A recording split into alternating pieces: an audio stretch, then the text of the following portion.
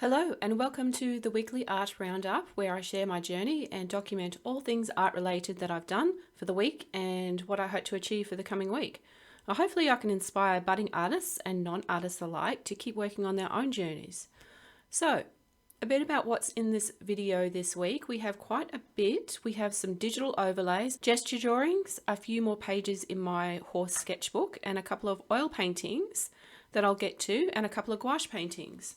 And a few more diary entries. But surprisingly, no more morning sketches. I know, shock horror. So let's get into the nitty gritty and break down all the work. Now, about not doing any morning sketches. This was the last page that I did last time. This happens sometimes because of the workload that I give myself, and also there are a few activities that compete for that morning time slot. Normally I do them while having my morning coffee. But I also sometimes read a book or I write in my diary, and because I write in my diary in the mornings. I've tried to do it in the afternoons, but I don't seem to be able to do that. I can sometimes do it after I do an activity, which is where I get our diary entries from. I've been mostly reading in the mornings this week, which I think is okay. I'm okay with that. I have also been thinking about putting the morning sketches on hiatus for a little while and just replacing that video slot with something else. It's still in the I don't know what I'm doing phase. So that means the morning sketch that comes out hopefully later today, once I edit this, will be the last one for a little bit. But I will talk about my thoughts on that in that video instead. So no more morning sketches to show today. This was the last one. All right. Next we have some gesture drawings. My reasoning for this was I wanted to draw the whole horse and just get a feel for the flow. I really enjoyed it, so let's take a look. I started doing them on loose printer paper as I wanted to do them a little larger than my little sketchbook size. I wanted them a little bit bigger than this, which I did do a couple in this afterwards after warming up with these. So my observations for this exercise is that before I started I was a little worried about how they might look. But that is a fear that I have to overcome every time I draw. It's something I have to learn to let go as I get the pencil onto the paper. After getting started, I could concentrate on looking at the gesture of the poses, and I was able to concentrate on more confident lines. I tried to catch myself before I got too chicken scratchy and just, lift the pencil up off the paper until I had an idea of what it was that I wanted the next mark to be. And some of the marks were still a little bit off, but I just went over them, as you can see.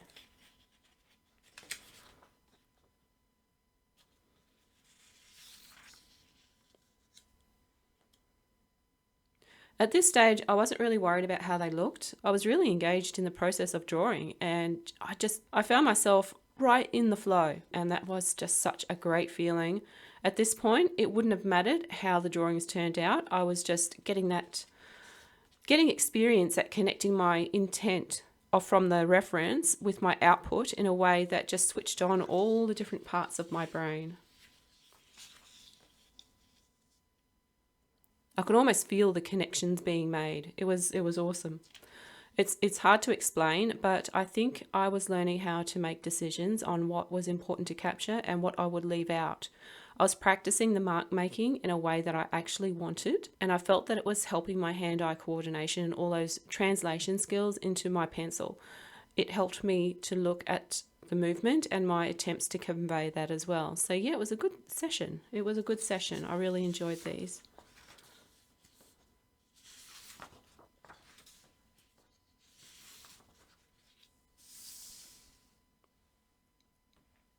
So after these ones, I thought it would be nice to have a section for gesture drawing in my little horsey sketchbook. So I just picked a page, and now that's going to be my gesture drawing section. The first one was great. I was really happy with the process of drawing that, and that's when I probably should have quit for that session. Because when I did the second one, boy oh boy, I felt myself getting tired, and translating my reference pose to the paper started to get harder and harder. It As you can see, there is a lot more pencil work in this sketch, and it took a lot longer than the others. I was starting to get really bogged down in the details instead of the gesture, but oh well, that's life. You can see the face is a little bit off. I think I just tried to work it a little bit too much. But anyway, next we go on to the anatomy studies, and I am really stuck with this right now. I know what's wrong. I just don't seem to be able to connect the back of the horse to the front. I can't seem to wrap my head around it just yet. It's a bit embarrassing, but it's an area where I'm stuck. So I think that was the last one that I did last week. As you can see, it's just the front of the horse, not the back. So yeah, that means there's more front of the horses. But at least I have an understanding of the chest muscles now. I recorded a session. This was the recording. I recorded my session for this, but I made such a fool of myself. I don't know if I want to upload it. I got so much wrong, and I felt like a complete idiot for even getting the basics wrong, like just the orientation of the view that you're looking at. Everything was going well until I ran out of what I thought I knew, which is pretty quickly. And I kept getting holes in what I thought I already knew. I just got confused. It was confusing. Yeah, that pretty much sums it up. But I did this page of individual shoulder muscles, not all of them, just the ones that I think we can see. And I did clear up confusion that I had with all the different references and the subclavius muscle, which now I know is also called the deep pectoral muscle. So that was a relief, this muscle here. So I did make a note of it down here. I thought I would never understand it when one reference would call it one thing and another would call it something else. And it just so happened that I stumbled on a bit of text that told me, hey, they're both the same thing. It used to be called this and now it's called subclavius. And that was a relief. It was definitely a relief. So the next page, I thought I might move down the leg a bit. I labelled what some of the bones are called. Not that I think I will need to remember that, or at least anything more than the basics. And then I introduced myself to the extensor muscles. That's from the inside. But at that point I realised the legs are just full of tendons and ligaments and bone and not much muscle at all. So I'm still trying to think of a way that I can remember what that is going to look like from an artistic perspective, how much detail I will actually need to know. So I closed that reference file to save it for later. And the next day I thought I would just work on the chest muscles. Now that's the part that I recorded, and I'm not sure about, like I said, I'm not sure about making that into a video. I guess there are certain levels of stupid I don't really want to show the world, but then I haven't watched that footage back yet, so it might not be as bad as I thought. But the confusion was strong that day. This is the result. It's not as clear as the previous drawings that I've done, so I might have to do another page to clear up my because I did still have a few misunderstandings about the pectoral muscles. So it was after that I realised that I was out of my depth, and I thought I would do some muscle overlays on my computer with my old tablet, just tracing over, because that's the process of learning as well, is just tracing over existing images with what you know. And so I got my old Wacom out of the back of the cupboard and plugged it in, it did all its updates, and then I was ready to go. Only now it felt like I knew even less. I felt like I was under the pump. I had a photo and I was going to draw a trace over it, but it was just much hard. It's much harder when you're looking at a picture of a horse and trying to identify all the parts, because not all of them stand out as much as you would think depending on the pose of the horse. So as you can see, it's pretty messy. I'm also not very practiced with a pen and tablet, and it's still weird to me to look at the screen while drawing on a tablet. I did the best I could at the time. So also the different brushes and stuff, all those types of settings, because I don't use my tablet. I actually thought that I would be able to just overlay all the muscles to study, including the back end. My intention was to get those back muscles in, but I hit that wall and it stopped me from even trying. It's just really weird. It's like a wall of knowledge I didn't have. Okay, but seriously, I mean, I have to just try and dive in, making any mistakes and just learning to correct my knowledge as I go. Otherwise, I think I'll be stuck at this point in the horse, only ever drawing the front part accurately, and the back part will just be anyone's guess. So we need to work on that. Now onto the paintings, and we will start with the oil paintings. As you might remember from the last roundup video, I was having trouble with prepping my cardboard to paint on without having the paint slip around. So one of my tasks this week was to experiment with different coverings, different preparations. And I did one with 3 coats of poster paint, which is this one.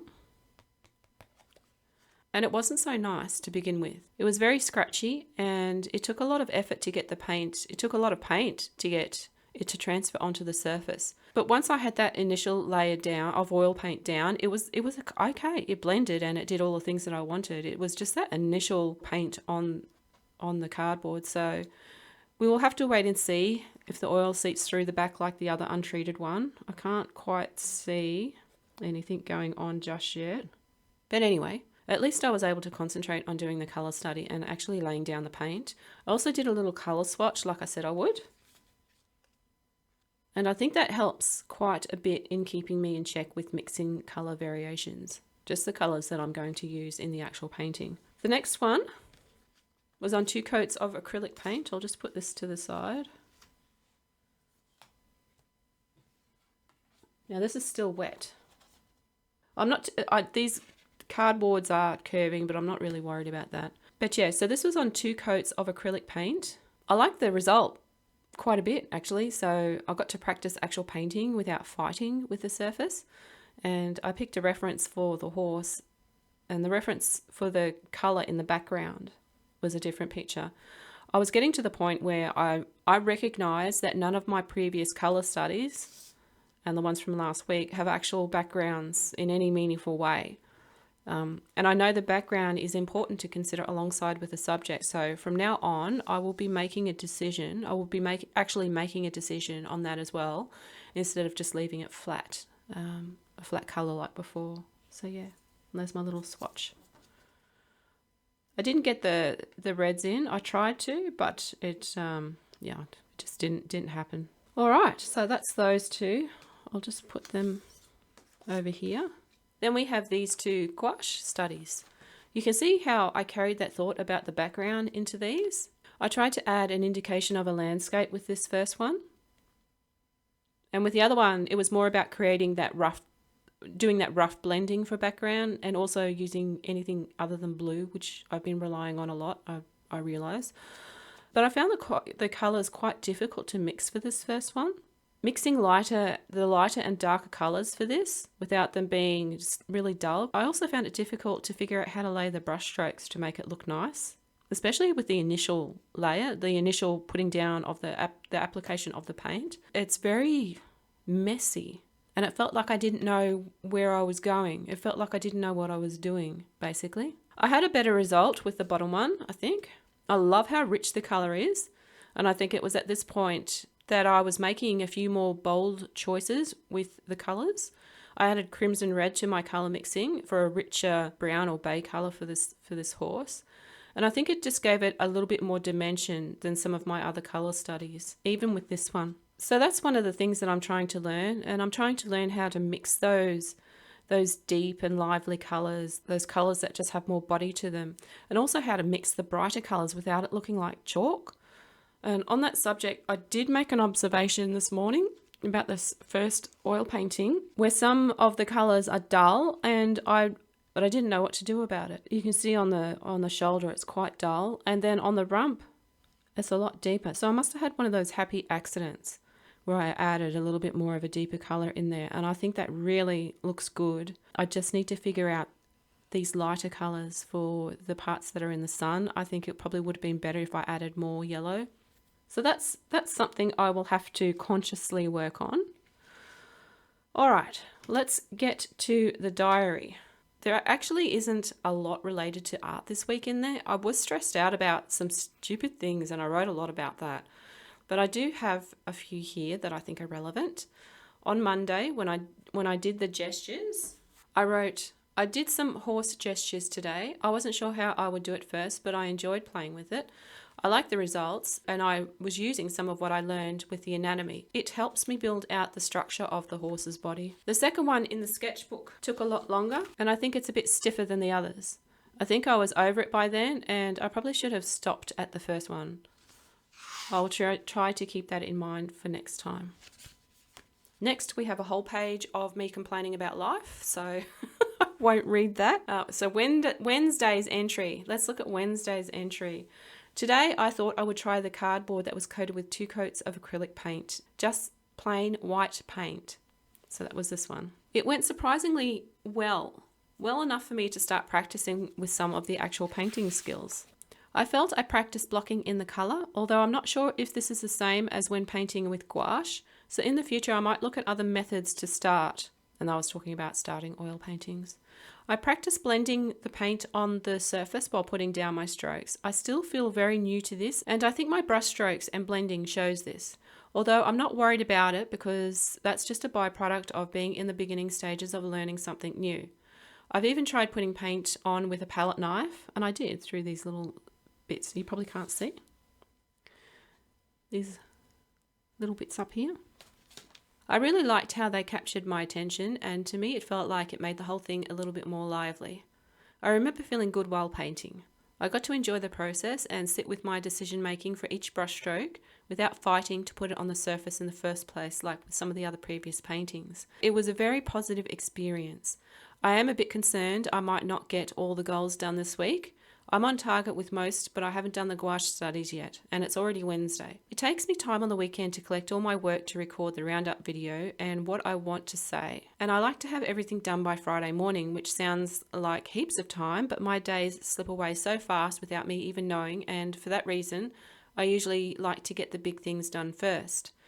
I try to get them done by midweek so I can coast for the rest of the week and not feel pressured. We will see. So that was a pretty good day actually. I tried a couple of new things like using the palette knife, but I was feeling the pressure of what I had left to do for the week. And that's something I'm currently working on, pushing myself just a little bit more, getting used to working with that pressure and workload because I'm not used to it. I'm too much of a special snowflake and that kind of attitude is really holding me back. It's held me back for most of my life. I've just been too sensitive. So I'm trying a few things to create a space in my mind to increase my mental fortitude. So I'm not complaining about crap in my diary every day.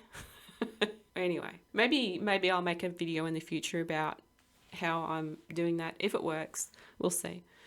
So Thursday, I wrote more about my realization about this actually. I don't think I'm doing enough. If I want to get anywhere, I feel I need to do so much more, and I want to be the person who does that. But I also need more solid plans. It's hard to figure out those plans. And then I wrote down a few words like what to work on, my opportunities, which stayed blank, by the way, how to make money, which also stayed blank.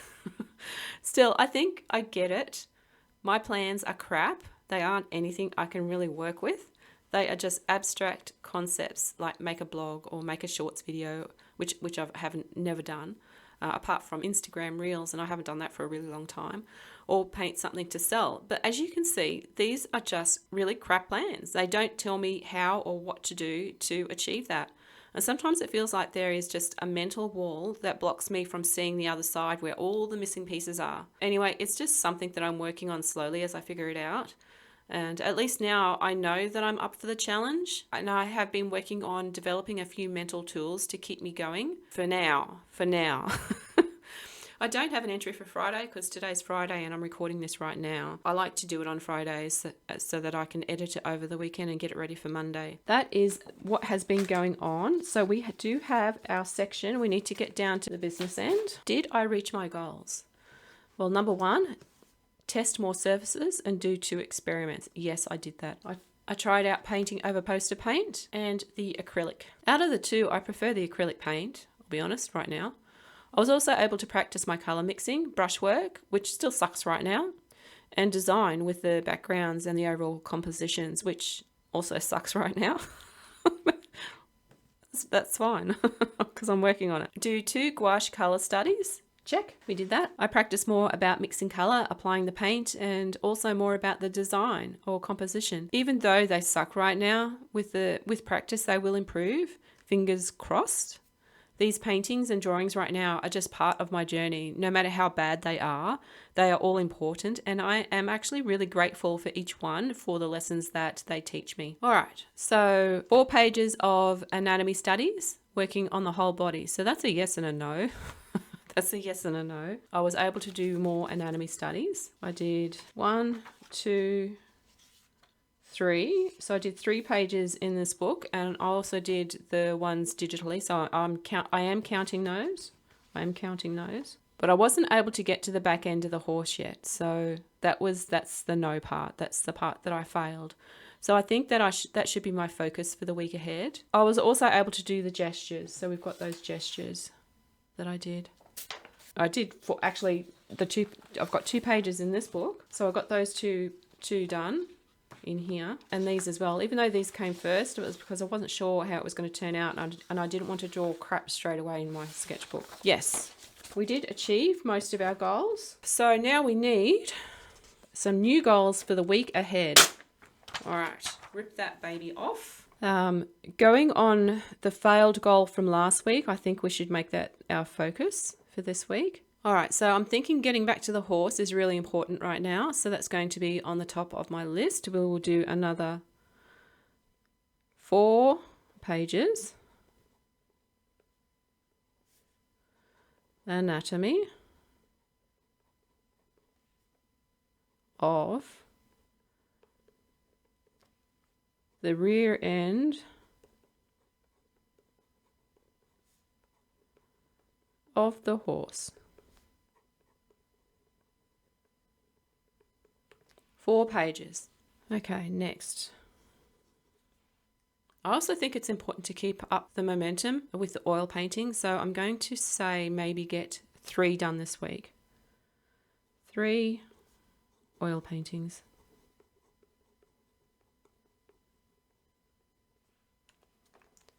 Now, considering my crap plans, I do want to start making them a little bit more detailed. I want to try out a couple of other surface preps. I've got some gel medium. Try surface prep. I want to make these goals a little bit more detailed. Gel medium.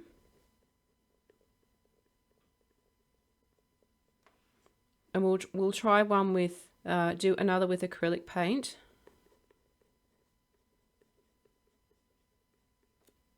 But I want the acrylic paint to have colour, so I'll just put a C for colour. Any colour. I want to try painting with an undercolour. I forget what you call it. Acrylic paint. And for the third one, let's say I'm going to work on making richer colours and try to make less of the dull ones. So perhaps at least one of these study paintings should focus on brushwork as well.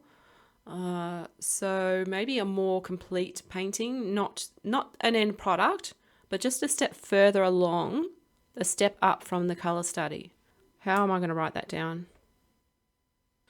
Okay, I'll just write down work on richer colours.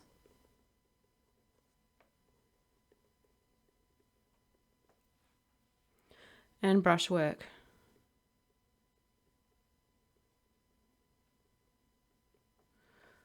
Try a more complete painting. That's going to be our third one. So that's going to be like a stretch goal. That's really going to stretch me. All right, 3, our third goal. I think gesture drawing is important. Okay, so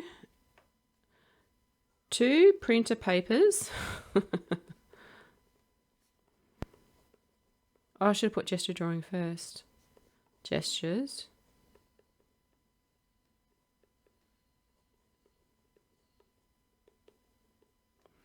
And 1 sketchbook.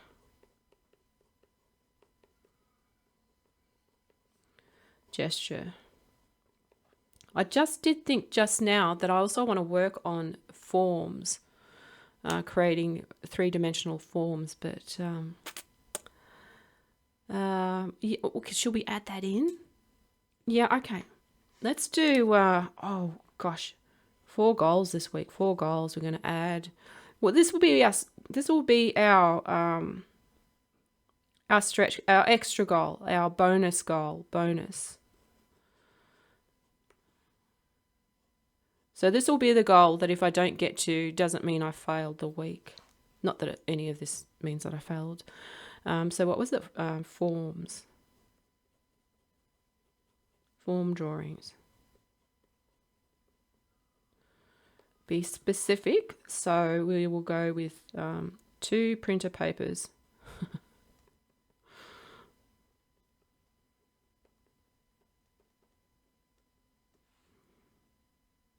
Because I don't know what it's going to look like, so I don't know how I want to add it to this horsey sketchbook, because I want this to be a reference for in the future for me. I think this will make a really good reference book once I fill all of this out, and that's my goal for this little horsey sketchbook. There is more that I want to do, but I want to make sure that I can at least do these goals, these ones here, 1 to 3.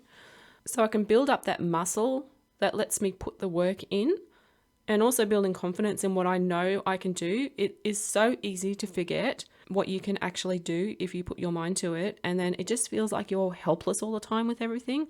And that's really important for me to get over right now. But in saying that, I do want to just gradually increase my workload with other things that I might start making goals for, like this. So we're stretching ourselves. All right, we are at the end. I hope going through my learning process is interesting enough to watch and might even give you a few ideas to try yourself. Let me know in the comments if you are on your own journeys and what stage you're at, what stage you're in, and what you might be having trouble with at the moment. Or even if you just want to leave a message or give advice, I'm always open to ideas. But anyway, if you would like to see more, like the video and maybe subscribe to come back and check out the progress with this series as we go along. And I will see you next week, hopefully. Thank you for watching. Bye.